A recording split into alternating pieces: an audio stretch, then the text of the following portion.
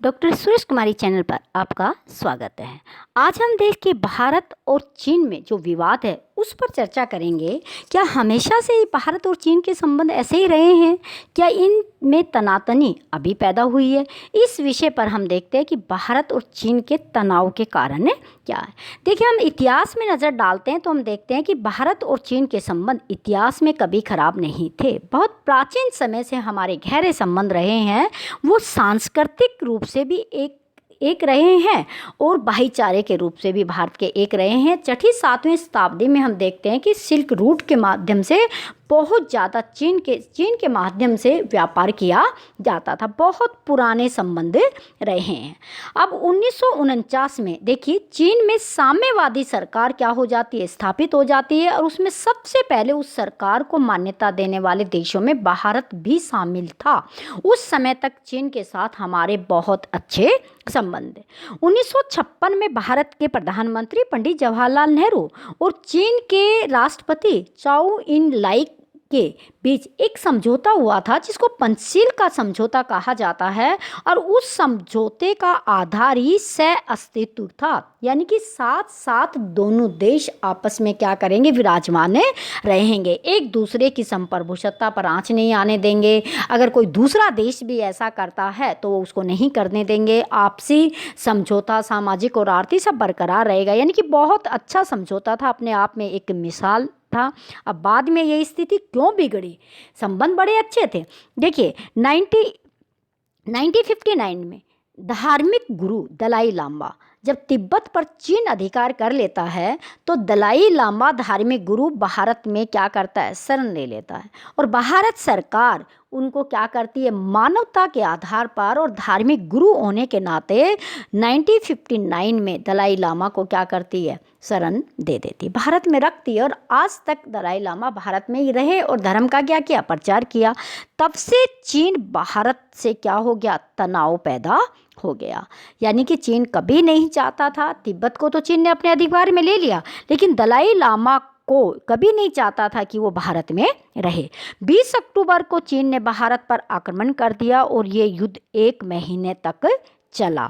और बाद में अंतर्राष्ट्रीय दबाव के कारण चीन को अपनी सेनाओं को क्या करना पड़ा, वापस बुलाना पड़ा। और भारत की इस युद्ध में क्या हुई थी, हार हुई थी। और भारत का बहुत ज़्यादा क्षेत्र चीन ने अपने अधिकार में ले लिया था। दूसरा बात कि 1965 में पाकिस्तान ने बेवजह ही भारत पर आक्रमण कर दिया। पाकिस्तान बुरी तरह हारा, लेकिन पाकिस्तान को सहयोग देना मानसिक रूप से और पाकिस्तान को हथियार देना, ये चीन ने काम किया। तो यहाँ पर चीन के साथ भारत के संबंधों में और ज़्यादा तनाव पैदा हो गया। 1971 में फिर पाकिस्तान ने भारत पर आक्रमण किया। उस समय ओपन में बिल्कुल समक्ष खुल्लम खुल्ला चीन ने पाकिस्तान को हथियार दिए, पाकिस्तान को सहयोग दिया। और पाकिस्तान जब हारता नजर आया तो चीन ने भारत को युद्ध में कूदने की धमकी दी। लेकिन उसका नतीजा ये हुआ कि पाकिस्तान का विभाजन हुआ। पूर्वी पाकिस्तान एक बांग्लादेश के रूप में नया देश अस्तित्व में आया।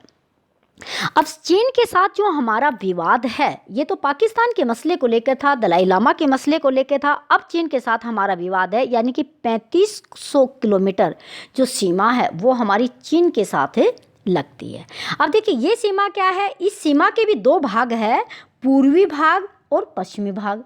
पूर्वी भाग का निर्धारण मैकमोहन रेखा के द्वारा किया गया था, और जो 1914 में किया गया था, उस समय अंग्रेजों का राज था जब चीन के साथ वो मैकमोहन रेखा निर्धारित की गई थी। लेकिन चीन उसको साम्राज्यवादी रेखा कहते हुए उस रेखा को कभी नहीं मानता है।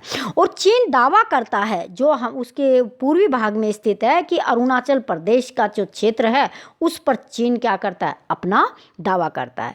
और उसकी पश्चिमी जो रेखा है वो लद्दाख से क्या करती है, मिलती है। यहाँ पर चीन अरुणाचल प्रदेश को लेकर, लद्दाख को, जम्मू कश्मीर को लेकर इस तरह की क्या करता है, बातें करता है। 1962 में जब चीन ने भारत पर आक्रमण किया था, उस समय का क्षेत्र था अकाई चीन। उस क्षेत्र को 38,000 वर्ग किलोमीटर पर चीन ने क्या कर लिया था, अधिकार कर लिया था और उसको अब अपने अधिकार में मानता है। और सबसे ज़्यादा तनाव की बात और एक तरह से दांवपेच कहिए या पाकिस्तान का षड्यंत्र कहिए, पाकिस्तान ने 1963 में चीन के साथ एक समझौता किया और पीओके पाक अधिकृत जो कश्मीर था उसका 5,180 वर्ग किलोमीटर क्षेत्र चीन को दे दिया, चीन को दान में दे दिया। भारत का क्षेत्र था, पाकिस्तान ने वो अपने अधिकार में ले रखा था, लेकिन उसने भी उसको क्या कर दिया, चीन को दे दिया। तो इससे चीन की सीमा डायरेक्ट किससे लग गई है, भारत से लग गई है। और पाकिस्तान और चीन के अंदर क्या हो गया, बिल्कुल सीमा उनकी क्या हो गई है, निर्धारित हो गई है। अब चीन क्या करता है, पाकिस्तान से जो ज़मीन ली है उसके ऊपर क्या करता है, उसका शंक प्रांत है, उस प्रांत को क्या करता है, सड़क मार्ग से जोड़ देता है, एक कराकोरम हाईवे बनाता है और वो क्या करता है, उससे पूर्ण रूप से पाकिस्तान को और अपने साइक यांग प्रांत को क्या कर देता है, वो दोनों को हाईवे से क्या करता है, जोड़ देता है। अब चीन एक नक्शा तैयार करता है और उस नक्शे के अंदर पीओके, अरुणाचल प्रदेश और इस क्षेत्र को क्या करता है, अपने नक्शे में दिखाता है कि ये सब क्या है, हमारे नक्शे में है। और इसी तरह 2009 में बहुत ज़्यादा विवाद का केंद्र रहा, वो ये रहा कि 2009 में जम्मू कश्मीर के निवासियों को चीन ने नत्थी वीज़ा देने का फैसला किया। ये घोषणा की कि जो लोग जम्मू कश्मीर में रह रहे हैं वो पाकिस्तान के इशारे पर ये ऐसा किया कि उनको क्या दिया जाएगा, नत्थी वीज़ा दिया जाएगा। जब नत्थी वीज़ा किसी को दिया जाता है तो वो सिर्फ उन्हीं को दिया जाता है जो उस देश के क्या होते हैं, नागरिक होते हैं, या फिर वो देश, वो क्षेत्र क्या होता है, उनके अधिकार में होता है।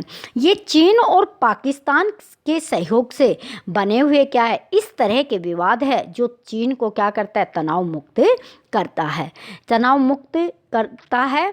और भारत क्या करता है कि भारत 3 तरफ से किससे घिरा हुआ है, समुद्र से घिरा हुआ है। अब चीन ऐसी चाल चलता है कि वो पाकिस्तान से चलता हुआ एक हिंद महासागर में क्या करता है, अपना अस्तित्व कायम करने की कोशिश करता है।